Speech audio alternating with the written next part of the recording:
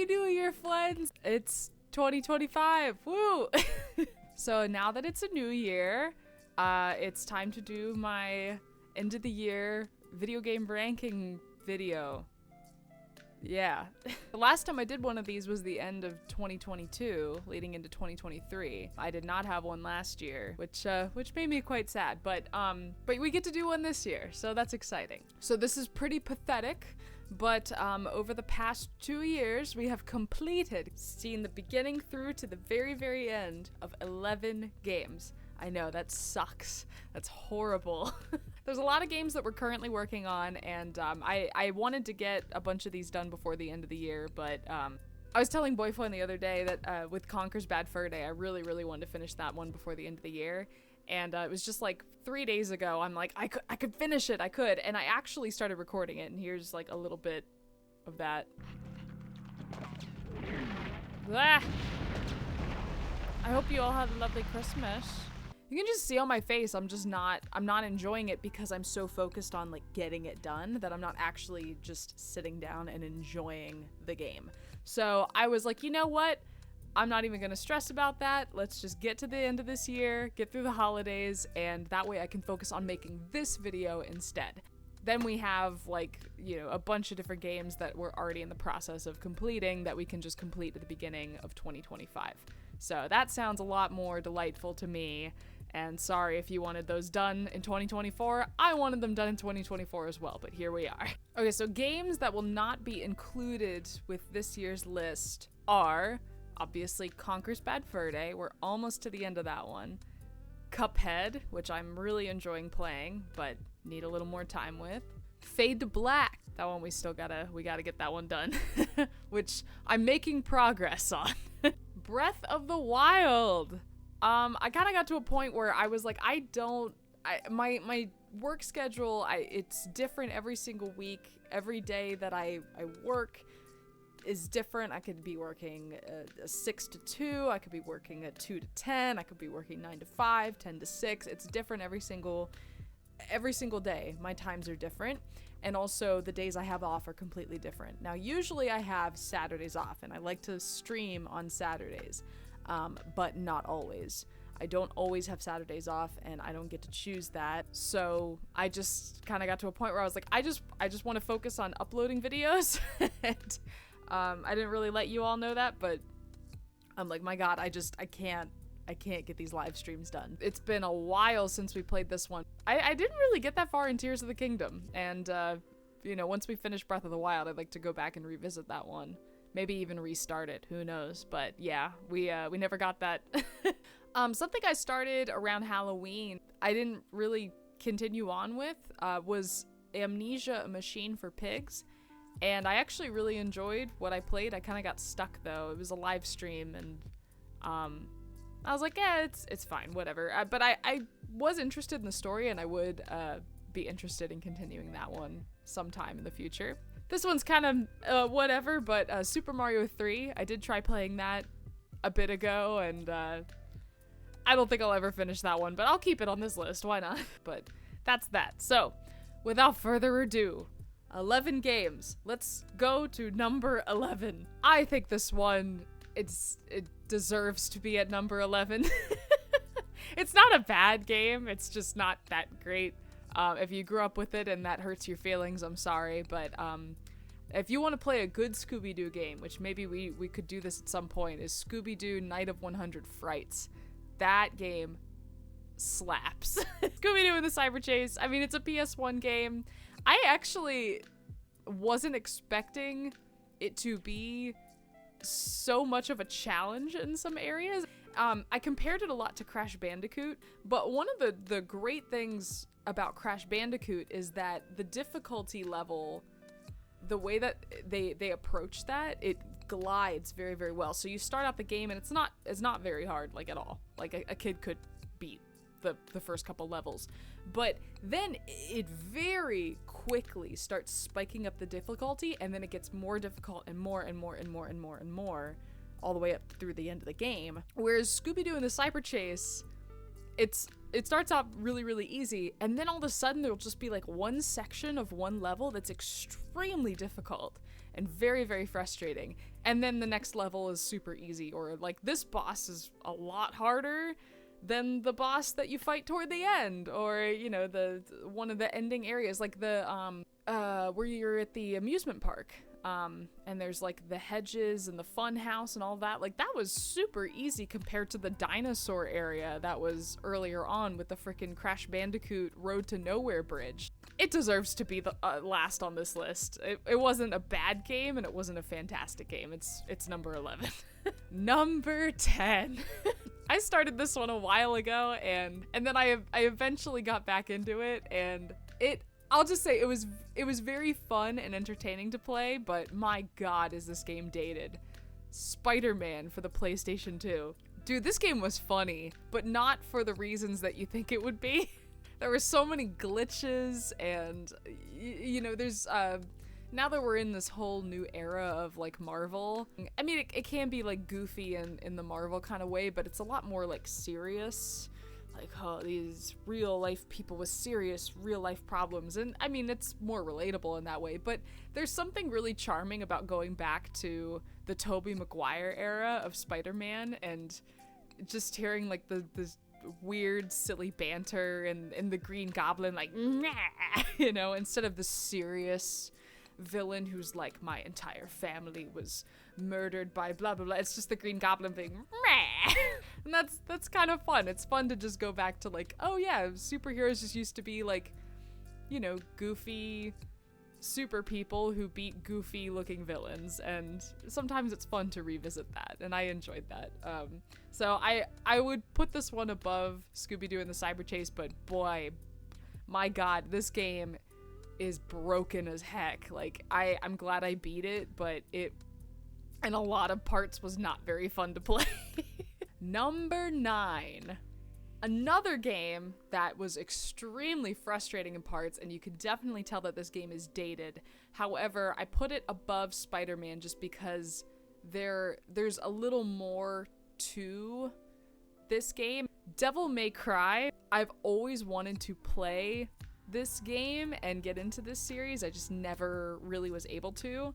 And my god, it's so frustrating because the controls are really ass. Kind of like the previous 2 games that I mentioned on this list. But from what I've heard, the series gets a lot better, and obviously the PlayStation 1, PlayStation 2, all the like early 3D era of games, they were trying to figure out how the controls work with a 3D camera and all that.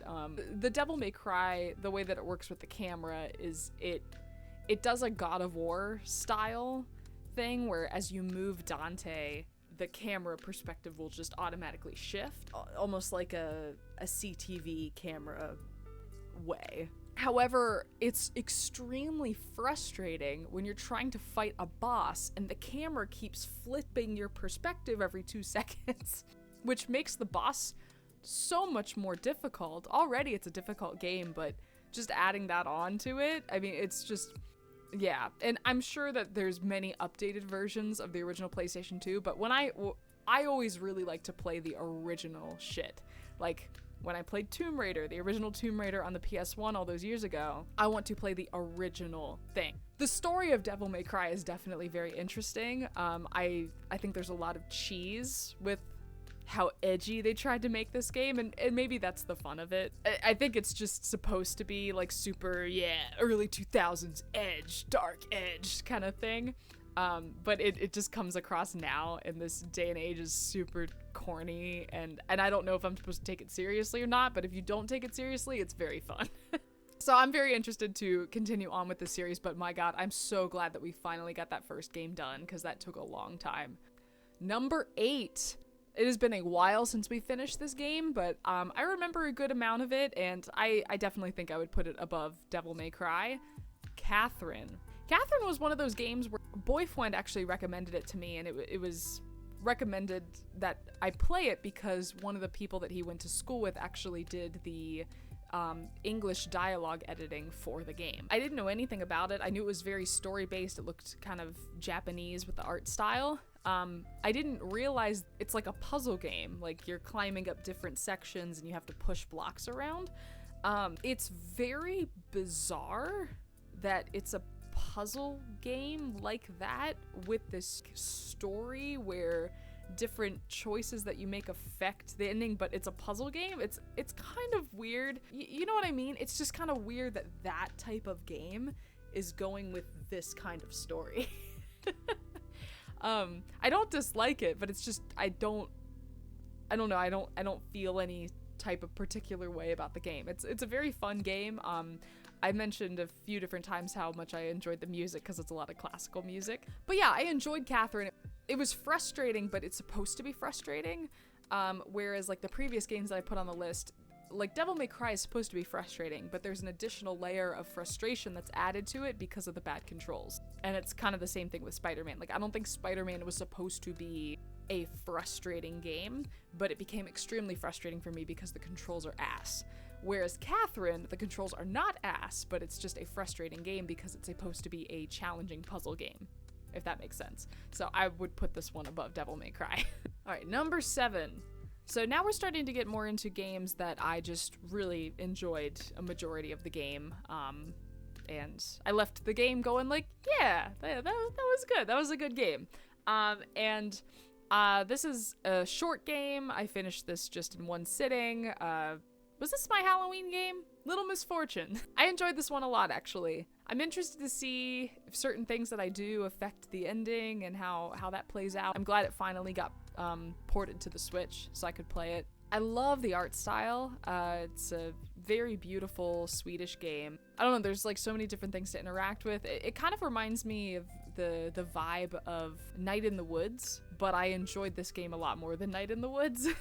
The ending was very interesting, how when you find out kind of what's going on. I love Benjamin, just like she does. Benjamin's a very good, sweet boy. Yeah, I don't know, I don't really have a whole lot of negative things to say about this game.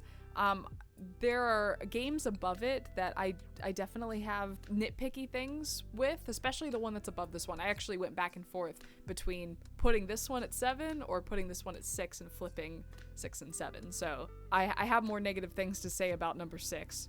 But I should just move on to number 6. Number 6, I actually technically did not complete. I completed it in my mind. I beat the game because when your disc decides that it doesn't want to actually play the game for you, it doesn't want to load and actually allow you to play the game, then you just kind of have to accept defeat. And that's what I did with Half-Life. So obviously I do have some issues with my playthrough of this game, but overall the game's very fun. It's very difficult. It kind of surprises me how fluid this game is with how old it is. I know it's originally a PC game. The one that I played is the PS2 port. Don't get that version. You should just play it on PC. For how old this game is, there's so many different weapons that you can get. You have a lot of different choices. Obviously, you know, the game is scripted. Once you like walk past this particular rock, there's going to be these enemies that come out, but the way that you can defeat the enemies is up to you. The environment is really cool. It's a lot longer of a game than I thought it was going to be, but that's also probably just because I struggled so much with it. I wasn't very good at this game. One thing that was really unique to me with this game being as old as it is how I can just kind of save whenever and wherever I want. I'm not used to that. You know, I can be like on a ladder and just save, and that's totally fine. And then the next time I boot up the game, I'm just on that ladder. That's weird to me. I'm not used to that. Yep, remember you were just like standing on this box? Sure, okay, cool. This game is quite a challenge. You really got to make sure that you have enough ammo, that you have enough health in particular areas, because if you don't and you get ambushed and you're just stuck in the same area over and over and over again, you just have to get a perfect run, which unfortunately I got stuck like that a lot. So the game became frustrating for me in parts, but it's really unfortunate that I had so much trouble with that very last section. I would say my biggest complaint with this game that I talked about in my final part of it is the ending should have ended with the spider boss thing. I don't know why you go on to a different section after that. I don't know why there's another boss at the end. I don't know why the final boss has this beam that can just teleport you to a different area. To me, it's just, it completely ruins the pace of the ending of the game. Like, you think you're finally there, and then it's like, oh, nope, here, go, you keep walking on this random planet, and get to the actual final boss. Oh, you finally got to that final boss? Oh, let's just teleport you somewhere else. You know, I don't want to judge a game just solely based on its ending. I like to look at everything that happened, and you know, everything that happened up to that point was pretty solid, and I really enjoyed it. Again, it was frustrating in parts, but it wasn't impossible. It wasn't completely impossible. So I did enjoy this game a good amount. So that's why it is here at number 6. Number 5. I have a special place in my heart for this game. The time that I recorded myself playing it was not my first time playing it. I wish I had recorded my first time playing it, but at the time life was interesting. I couldn't really record at that point. Stray. Oh, I love kitties. You all know I love kitties. I love my kitties. Here they are. I've gone back and I've actually replayed this game a few different times. It's still so charming every single time. I like the way it makes me think about the future and like what happens if suddenly we do stop existing. I just kind of like that there's obviously these robots who are, you know, once you enter the city area, they're like very strict and they do exactly what they're programmed to do. But then, you know, you go to the slum area, or just different parts in the city, and there's robots that have completely deprogrammed themselves and they're just living basically like humans. They're mimicking human behavior, and then you just happen to be a cat just wandering through, just doing your kitty thing. And I don't know if it's just because I love cats so much that I enjoyed this game, but I know this game was very well praised when it first came out, and if you haven't played it, it's not very long. Highly recommend. You know, there's a little more to the games that I put above it, but this is a very, very good game. Yeah, I don't have much more to say about it. It's delightful. Number 4. This game, y'all have been asking me to play it for many years, and I finally got around to playing it, and yeah, it's really freaking good. The Resident Evil 1 remake is really, really good. I only heard positive things about it, and yeah, when I played it, it just takes like everything from the original but expands on it, but only in really like a positive way. I think the only area that they missed a little bit that they could have done something more with is they could have made the final battle a little bit bigger and maybe a little bit longer. Since they changed a lot of other things, I feel like they probably could have done something more with that. You're in the mansion, but it's laid out differently. There's like this new graveyard area that you go in, and there's like this weird tomb that you gotta put faces and like how you go off into like more of the graveyard into the woods area, and there's that little cabin, and you start learning the like origin story about this girl. She like comes to life and starts following you around. That was freaky, dude. And you can't kill her. Like, she just follows you, and she kind of keeps following you throughout the game. That was a cool addition. I liked that. They didn't need to do that, but that was pretty neat. Like I said, you recognize it, but you don't at the same time. It's a very good remake. I'm glad that we were able to play as Chris this time around, because when I played the original for the PS1 back a few years ago, I started out as Chris, and that was my first time playing an old school Resident Evil game, and I was so bad at it. So I switched over to playing as Jill, and I was able to complete the game, even though it was still very, very hard. But I'm really glad that with the remake, I was able to play it as Chris. Yeah, I really enjoyed this one. Highly recommend. If you like Resident Evil games and you haven't played the remake of the first, you should play it. It's very good. Number 3. I love this game. I've replayed this game a few times, but it actually has been quite a few years since I last played it, and it was delightful to replay it. When I was reading the comments, it brought me a lot of joy reading comments of people who have never seen anyone play the game before, or have never played the game themselves, because it's such a classic. The Legend of Zelda Ocarina of Time, or as I like to call it, the Ocarina of Time. I love this game.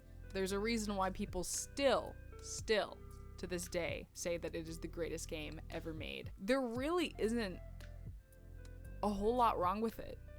The dungeons are so solid. You think back to when they made it in 1998, and I was comparing it to Scooby-Doo and the Cyber Chase and saying, you know, it's different consoles, but like Scooby-Doo and the Cyber Chase came out, I can't remember, it was either 2000 or 2001, so either 2 or 3 years later than Ocarina of Time. And you just see the difference in the way that the games function, the gameplay, and again, it's kind of comparing like apples to oranges. The PlayStation was Sony's first, like, here, we're making our own console, so they hadn't really gotten the formula down like Nintendo, but comparing it to, like, you know, the N64 is Nintendo's first time trying out a 3D console, and they definitely have games that worked on that console and games that didn't work, and then comparing it to the PlayStation 1, everyone's trying to figure out how 3D works in that era. I love PlayStation. I am not, like, don't get me wrong, but even if you look at, like, you know, Devil May Cry or Spider-Man on the PlayStation 2 console, even PlayStation 2 was trying to figure out the 3D controls and how all of that functions, and then you go back to 1998 and it's like Nintendo figured it out. Like they did it. And again, there's certain games that got ported to the N64 that didn't hit. They couldn't quite figure it out, but for the ones that did, oh my god, like I could spend a long time talking about how much I love Ocarina of Time, but it's like, it's not even just the controls that work, but you think about the actual level design, like of the dungeons, are fantastic. Everyone hates the water temple, but whatever. It's also the bosses are great. There's so many different characters that you can interact with, and some of them might not provide you with a whole lot of information, but there's so many people that you can talk to. There's so many hidden little side quests that I didn't even do in my playthrough. And then the music. The music. I mean, there's so many songs that were introduced that just became instantly iconic to the series. Not only the opening theme, but I mean, how many people who have never even played a Zelda game know the Lost Woods theme?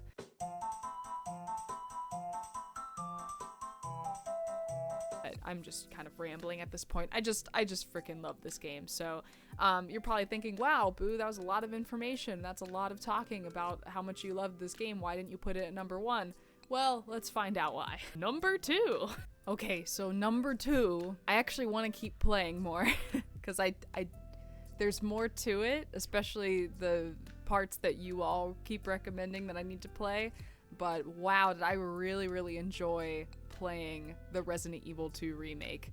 And you can tell because I have how many parts? Yeah, I mean, I just like would not stop playing this game. I have 7 parts. So I played the whole game. I played it again.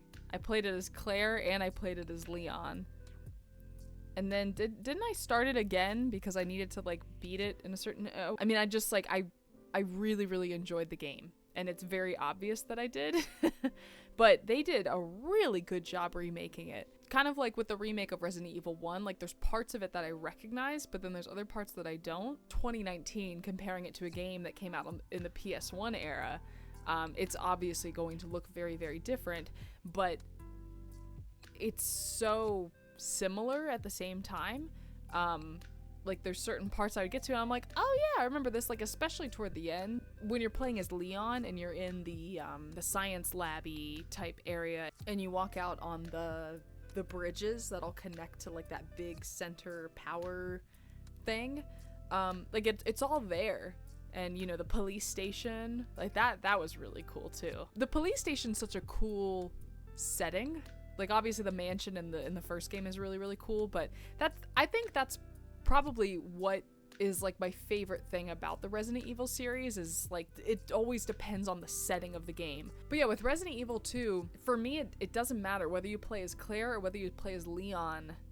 You're gonna get a really cool experience with either one. Mr. X looks fantastic. Overall, I just really enjoyed it. And I'm not done with it. I want to keep playing it into somewhere in 2025. I want to go back and revisit it and do the extra stuff. Was it fear mode? Oh, we're not done. We're not done with Claire. We're not done with Leon.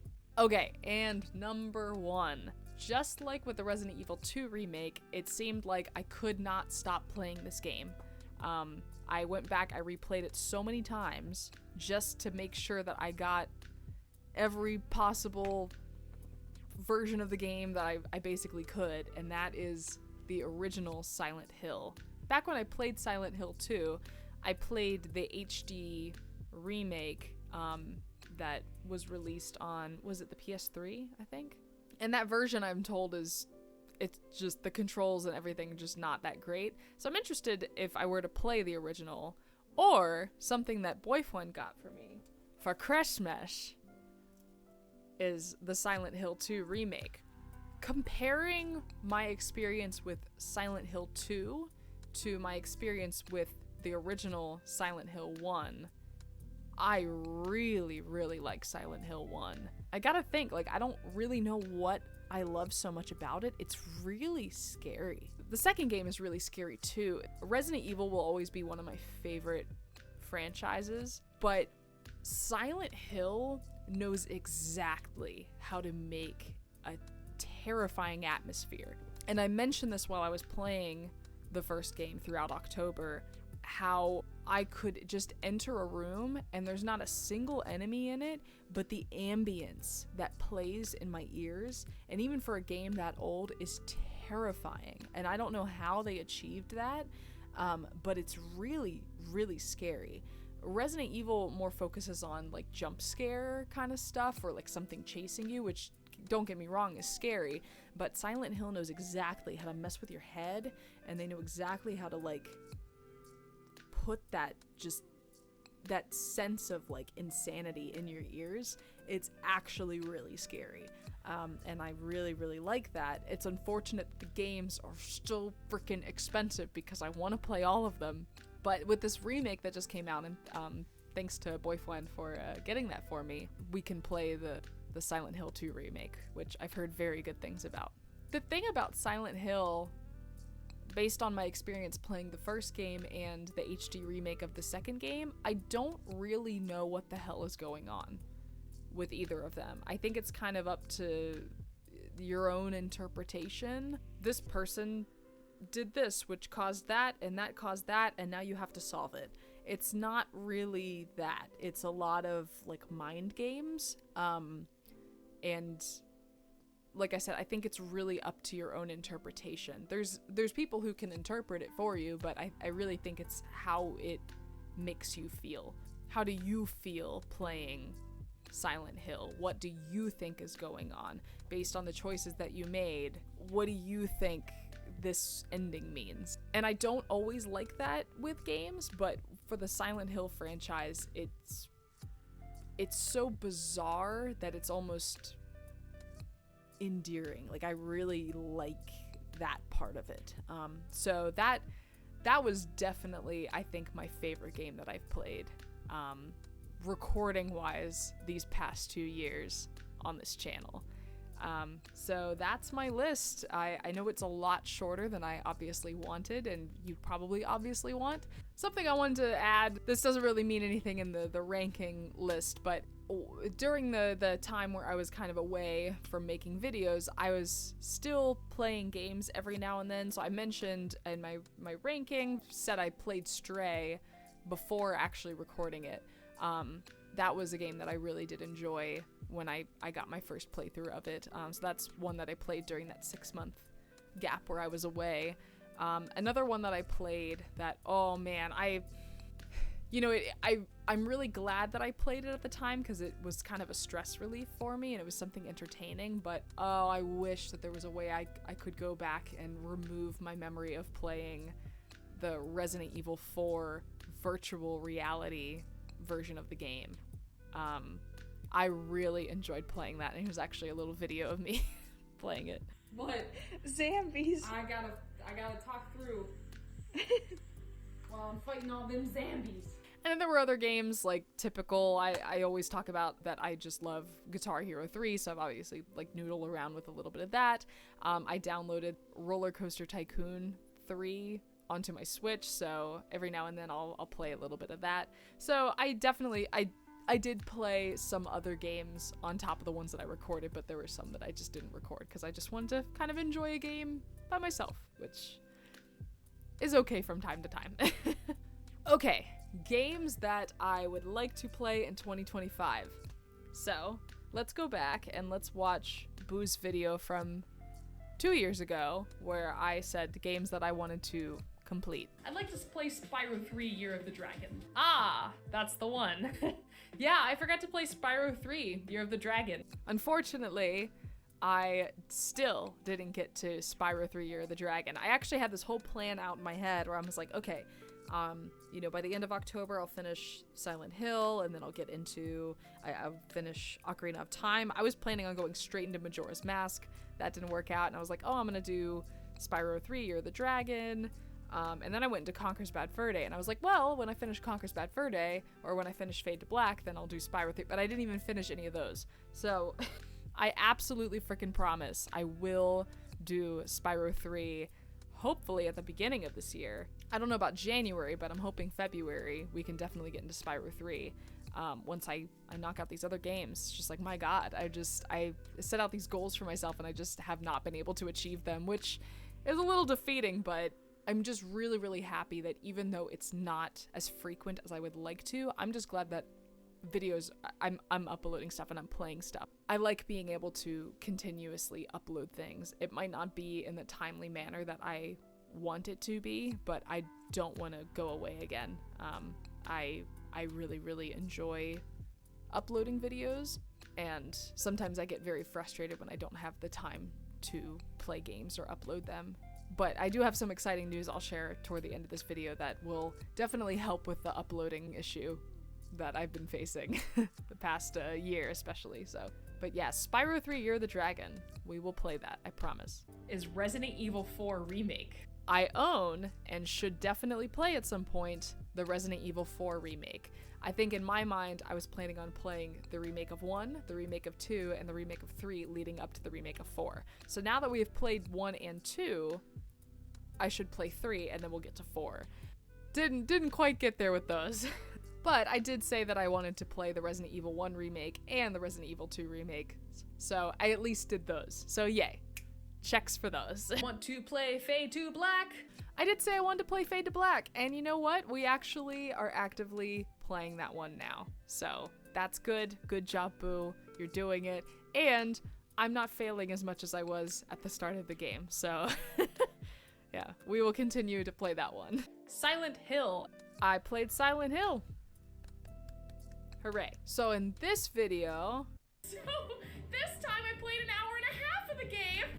That was Catherine. So I did actually play Catherine. We completed that. So yay. Psychonauts 2. You know, I actually tried playing that game shortly after I made that video.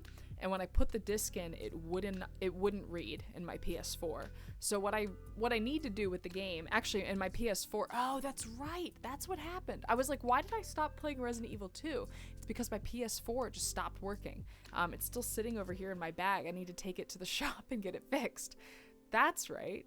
I forgot about that. But in that bag with my PS4 is also my copy of Psychonauts 2. I want to get the disc resurfaced because I don't know if it's just an issue of like maybe there's some scratches on it, but yeah, the disc will not read. So hopefully if I can get the PS4 fixed and I get that disc resurfaced, I can play Psychonauts 2, but I did try playing that one. It just wouldn't let me. Another one of the Red Dead games, whether it's Revolver or Red Dead Undead or the sequel. We didn't get around to that. I would like to get back into that series in 2025 if we can. I think that'd be pretty cool. Kingdom Hearts sequel thing. I think we need to play Chain of Memories next. I mentioned the Kingdom Hearts sequel, but then I also said like, we'll get to that one eventually, and we'll see for 2025. Maybe I know there's, I think 2 kind of like side games that I need to play before I play the sequel, is what I've heard. So maybe we'll at least play one of the side games this upcoming year. But I'm not in a super hurry to get back into the Kingdom Hearts series. I know a lot of people love Kingdom Hearts, but I eventually will get there, but it's not as urgent for me as some other games that I have on my list. I did mention, however, after the Kingdom Hearts thing, that I would like to play a Final Fantasy game.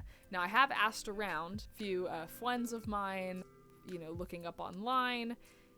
I can't decide whether or not I should play, because I've never played a Final Fantasy game, ever. I've played the first Kingdom Hearts game, which I know technically is not a Final Fantasy game. I am not familiar with the series at all. I just know some of the characters. I know nothing about the series at all. But I'm trying to figure out, and maybe you all can help me in this video in the comments, should my first Final Fantasy game be Final Fantasy 7 or Final Fantasy 10? I've heard 10 is a little more user-friendly, a little easier to get into, but also 7 is the one that everyone freaking loves. Now, I know either one that I pick, especially 7, people are going to backseat game, and I'm prepared for that. I know it's going to happen, but like, which one would be more friendly to someone who is not used to the world of Final Fantasy? Which one would be a good one as like, this is my first go? So maybe you all can help me out in the comments with that. Or maybe I can make a poll. What Final Fantasy game should Boo play? Our new Frustration Friday video for 2023 is going to be Devil May Cry. So back in 2022, I did a poll saying what should our new Frustration Friday video be, and you all decided on Devil May Cry, which we played. So yay, we completed that.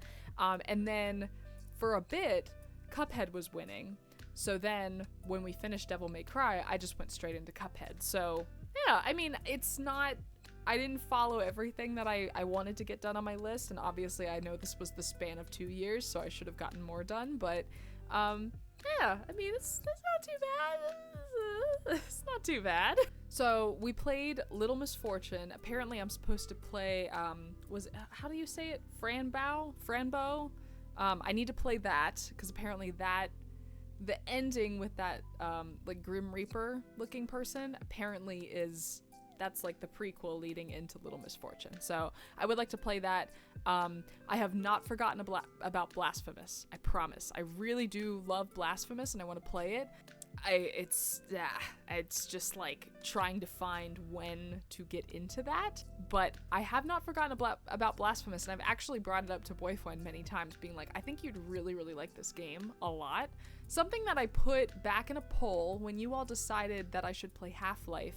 Another game that was doing pretty well in the poll was Halo, and I have never played Halo because I didn't grow up with an Xbox of any kind.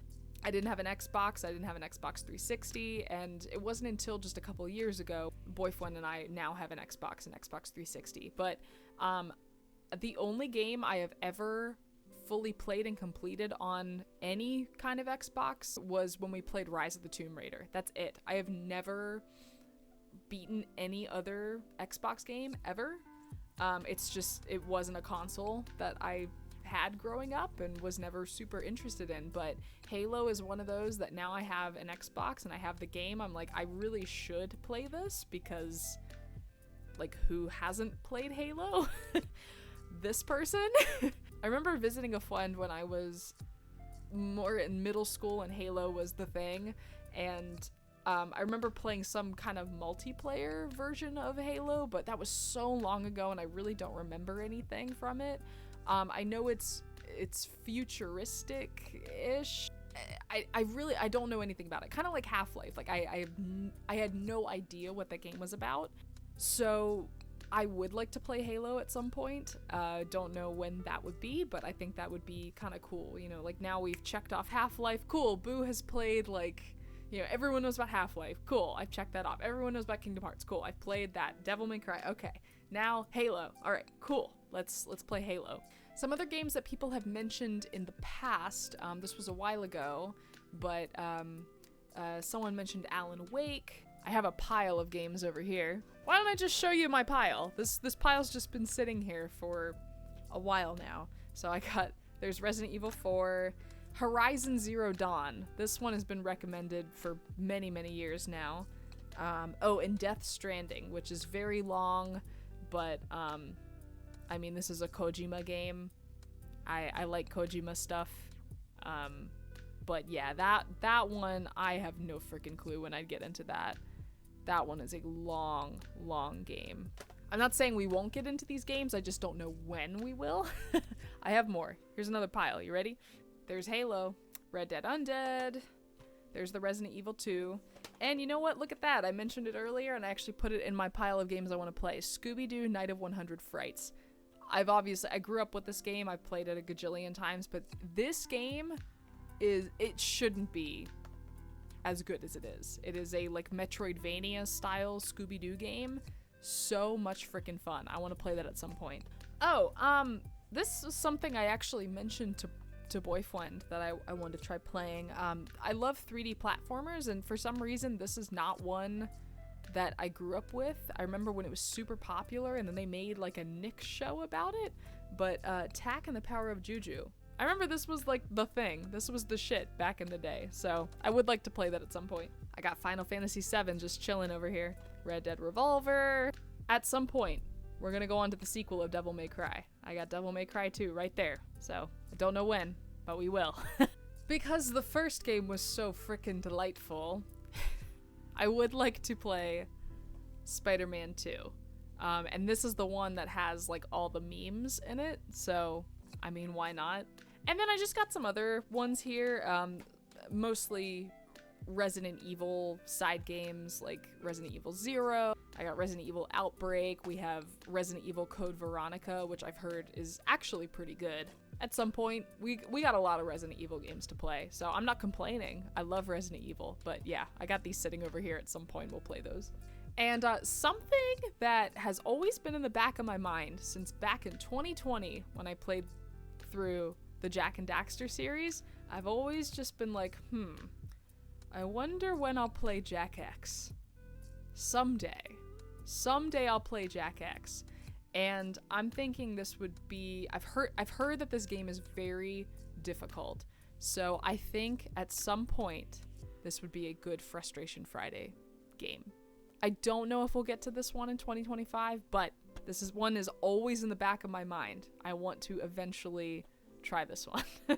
And then obviously we got like Fade to Black, we have Spyro 3, You're the Dragon, but then I did kind of mention this in the video, how after Ocarina of Time, all I wanted to play was Majora's Mask. In fact, the only reason why originally I wanted to play Ocarina of Time was that so I could play Majora's Mask on this channel. Yeah, and then I ended up just really enjoying replaying Ocarina of Time. Oh, another thing, I also, I have not forgotten about the Pathless. I will never forget about the Pathless. Now I have a PS5, so I actually own the PS5 port of the Pathless. So there's that.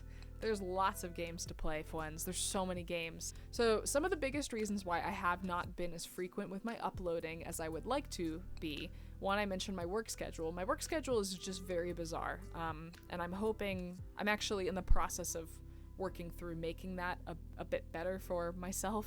Hopefully I'll actually have a secure schedule each week where I always have the same days off. That should hopefully be happening toward the beginning of the year, closer to like February or March, hopefully.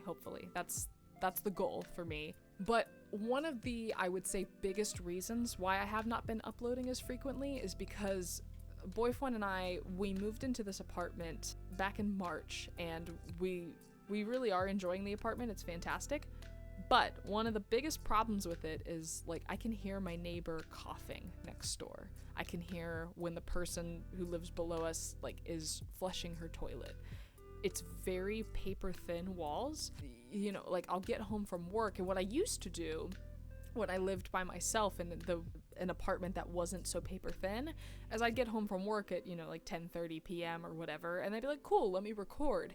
But now that we live in an apartment that is so quiet and you can hear everything, I don't feel comfortable recording, especially like a frustrating video or something that's scary where I'm going to be yelling a whole lot, I don't feel comfortable recording at even like 8:30 p.m. Just to be considerate to the other people who live around me.